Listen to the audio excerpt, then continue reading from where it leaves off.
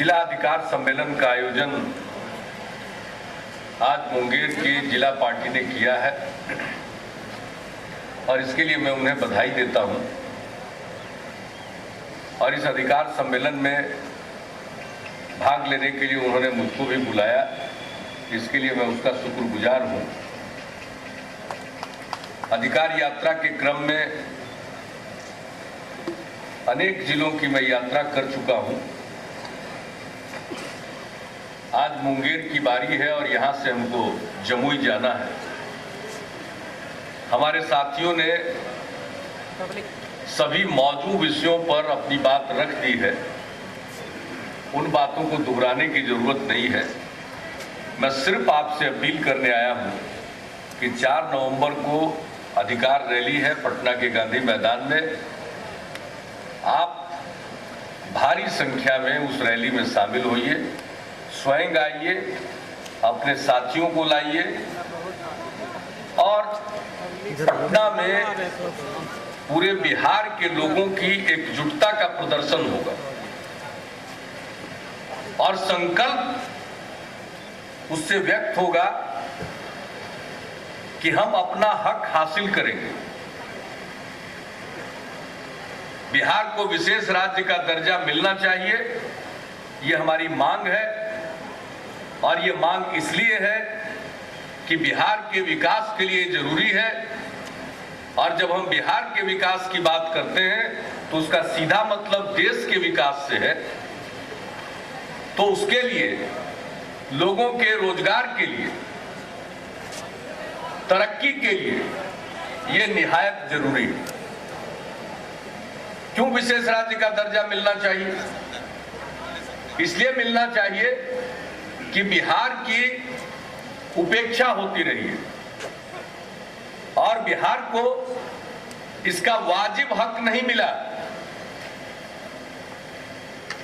बिहार के 10.5 करोड़ लोगों के बगैर या उनकी तरक्की के बगैर देश की तरक्की की कल्पना नहीं की जा सकती। इसलिए हम बिहार के विकास के लिए विशेष राज्य के दर्जा की मांग करते हैं। इस देश में कई राज्यों को विशेष राज्य का दर्जा मिला हुआ और जिनको विशेष राज्य का दर्जा मिला हुआ है उनको इसका फायदा मिल रहा है। उनके पिछड़ेपन के चलते ही ये दर्जा उन्हें प्राप्त हुआ है। हम भी पिछड़े, हमको भी मिलना चाहिए। और जब ये दर्जा मिल गया तो उस राज्य में जो कल कारखाने लगते हैं, कल कारखाने लगाने के लिए जो पूंजी लगाता है उसको प्रोत्साहित करने के लिए टैक्स में छूट दी जाती है। टैक्स में छूट मिलती है तो लोग प्रोत्साहित होकर पूंजी लगाते हैं, कल कारखाना खुलता। बिहार में कल कारखाना है नहीं। अब मुंगेर में था, उसकी क्या स्थिति है? धीरे धीरे नीचे चली गई। वक्त के बदलाव के साथ बहुत कुछ बदल रहा। अन्य राज्यों में वक्त के बदलाव के साथ कुछ बेहतरी के लिए आगे बढ़ रहे हैं लोग, लेकिन केंद्र सरकार की ऐसी नीतियां हैं जिसके चलते हमारे बिहार में जो कुछ होना चाहिए था वो यहां नहीं हो रहा। इसके लिए बिहार के लोग कसूरवार नहीं, केंद्र की नीतियां जिम्मेवार। अब एक बात कोई बता दे कि बिहार को कितना नुकसान होता है, उसकी भरपाई कौन करेगा? जब हम लोग मांग करते हैं तो दिल्ली वाले लोग कह देते हैं अभी 1.25 करोड़ लोगों का दस्तखत दिया, प्रधानमंत्री जी से मिले, शरद यादव जी के नेतृत्व में एक शिष्टमंडल मिला पार्टी का। प्रधानमंत्री जी ने अफसरों की एक कमेटी बनाई। उस कमेटी ने अपने रिपोर्ट में कहा कि बिहार पिछड़ा है, प्रति व्यक्ति आय के मामले में, प्रति व्यक्ति पूंजी निवेश के मामले में, मानव विकास के मामले में, फिर जो बुनियादी ढांचा आबादी के हिसाब से होना चाहिए वो नहीं है। इन सब चीजों में पीछे है, ये माना। लेकिन विशेष राज्य का दर्जा नहीं मिलना चाहिए। क्यों नहीं मिलना चाहिए? तो कहा तकनीकी आधार पर ये नहीं दिया जा सकता है। क्या है वो आधार? उनका कहना है कि पर्वतीय राज्यों को मिला हुआ है विशेष राज्य का दर्जा। भाई ठीक है, हम पर्वतीय राज्य नहीं है लेकिन हम पिछड़े तो हैं। पर्वतीय राज्य नहीं है लेकिन जो महापर्वत हिमालय है वहां से निकलने वाली नदियों के चलते बिहार में साल दर साल बाढ़ से तबाही होती है और उत्तर बिहार में जो सड़कें बनती है वो टूट जाती है, सिंचाई की प्रणाली छिन्न भिन्न हो जाती है, लोगों के घर ध्वस्त हो जाते हैं। इसके लिए कौन जिम्मेवार है? क्या ये हमारे हाथ में है? क्या ये उत्तर बिहार के लोगों के हाथ में है? क्या ये मुंगेर के लोगों के हाथ में है या बिहार के किसी आदमी के हाथ में है? ये अंतर्राष्ट्रीय मसला है। भारत सरकार को नेपाल सरकार के साथ बातचीत करके रास्ता निकालना चाहिए था। एक रास्ता था कि हिमालय में ऊंचाइयों पर डैम का निर्माण होता तो जो बाढ़ आती है उसके प्रभाव को कम किया जा सकता था और उस डैम के बाद पनबिजली का भी उत्पादन किया जा सकता था। इतना बिजली का उत्पादन होता कि नेपाल की जरूरत को पूरा करने के बाद बहुत मात्रा में बिजली भारत के लिए उपलब्ध हो जाता, हमारी बिजली की समस्या हल हो जाती। तो इसके लिए पहल किसको करनी थी? पहल तो केंद्र सरकार को करनी थी। यह अंतर्राष्ट्रीय मसला था। तो आजादी के 65 साल के बाद भी अगर केंद्र सरकार ने नहीं किया, इसमें हमारा क्या कसूर?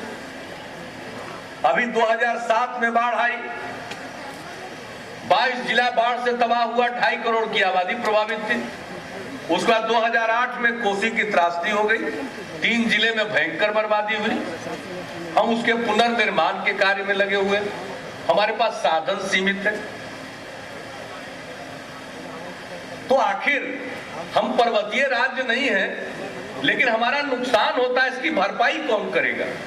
इसकी भरपाई तभी होगी जब बिहार को विशेष राज्य का दर्जा दिया जाए और विशेष राज्य का दर्जा मिलेगा तो यहाँ कल कारखानों का जाल बिछेगा।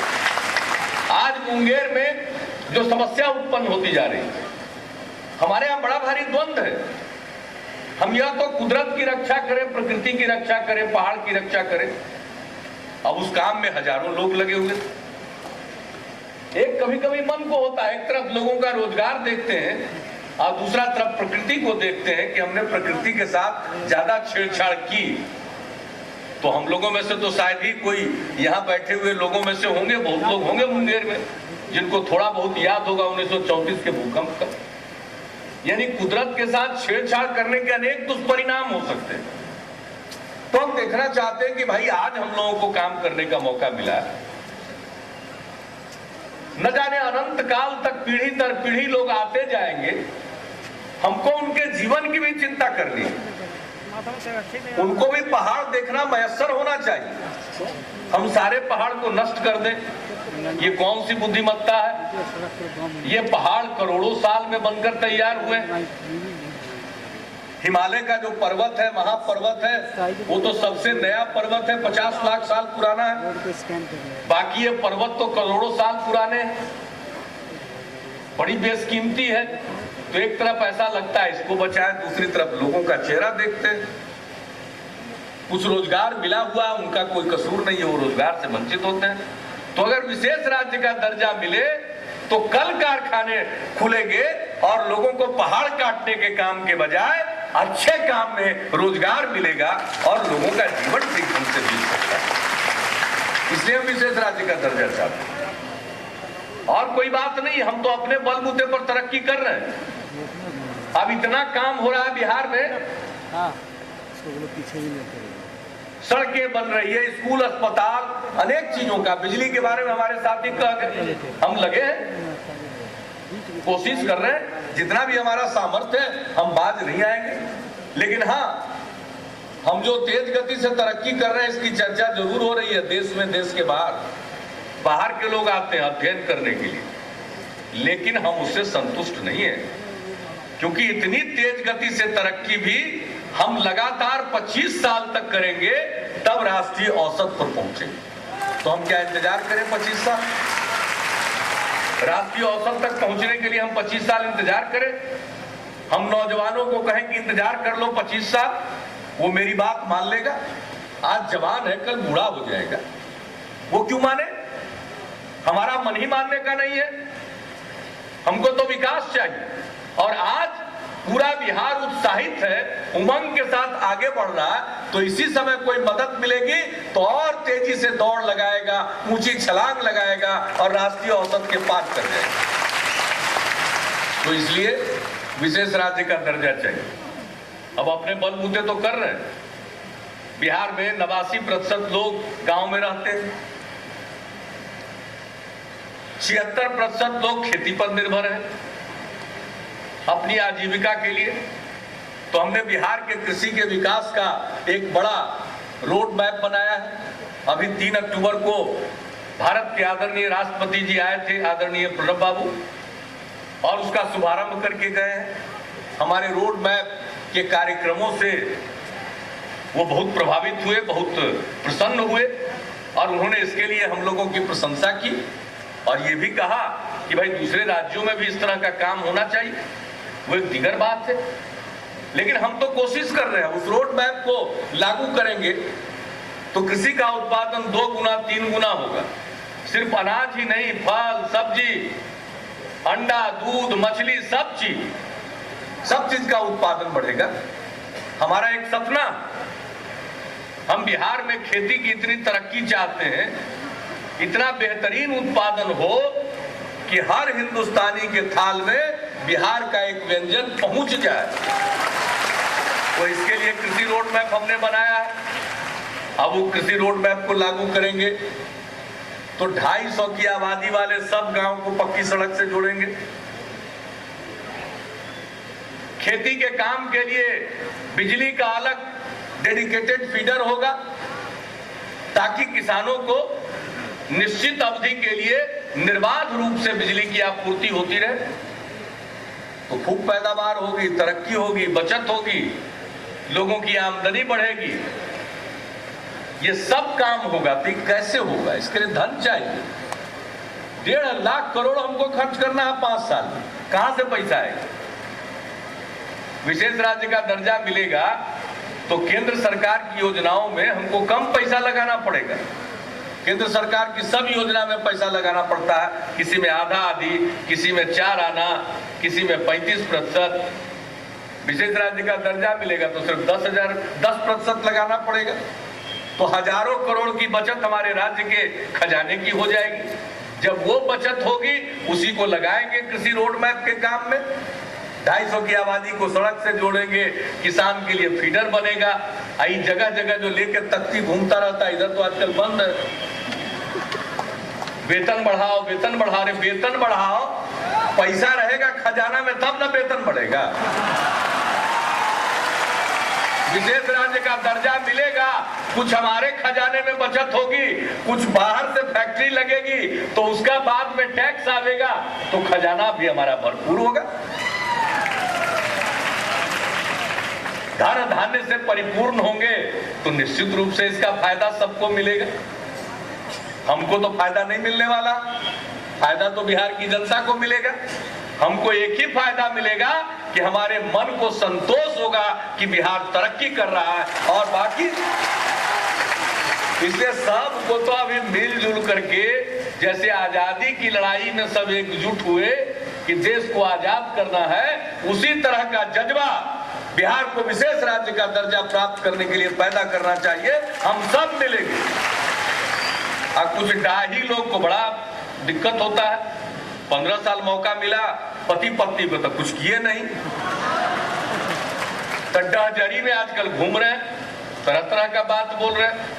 अपना राज्य में तो सड़क बना नहीं, गड्ढा ही गड्ढा था सड़क में, आजकल सड़क मार्ग से भी घूम रहे। अरे परिवर्तन तो अभी हुआ है और परिवर्तन तो दिखाई पड़ता होगा जब सर्किट हाउस में आके ठहरे होंगे, तब पहला परिवर्तन तो वही दिखाई पड़ा होगा। फिर तो मुनाजिर साहब उधरे, पहले वही मंत्री थे, वर्मा जी वही मंत्री थे, पूछ लीजिए। हम तो छोटी चीज से शुरू कर रहे हैं। घुसते सर्किट हाउस में कैसा लगता था, आज घुसिए